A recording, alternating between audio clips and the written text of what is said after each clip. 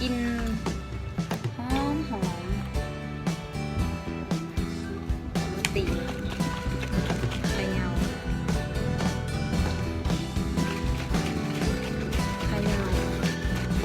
ละลายง่ายหน่อยติดกาแฟแล้วดิติดคอกาแฟละลายง่ายเนาะแบบสบาย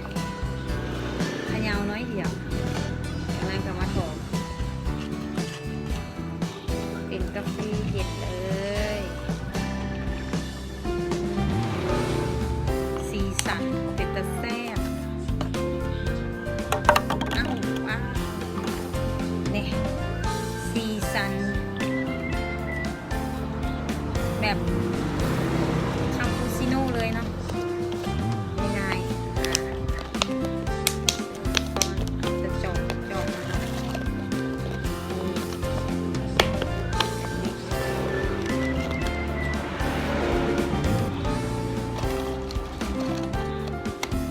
สะดวกสบายก็กินได้เย็นๆเลยเนาะใครต้องการกินแบบไวทันใจเอาตัวเจคอฟฟี่ไปเลย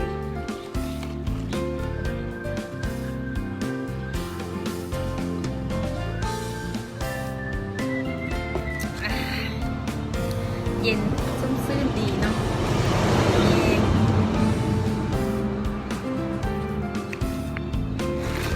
รสชาติกลมกล่อมแล้วก็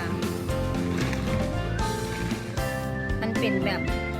กินข้าวปูเลยนะแบบข้าวปูเลย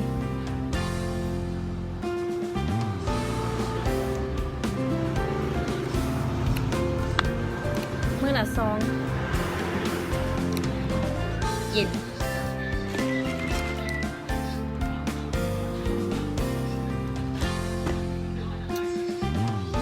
น่าก็จะกินไอซิคุมือเนาะช่วยให้ผิวกระจ่างใสโอเควันนี้กะพอโตกินกาแฟก่อน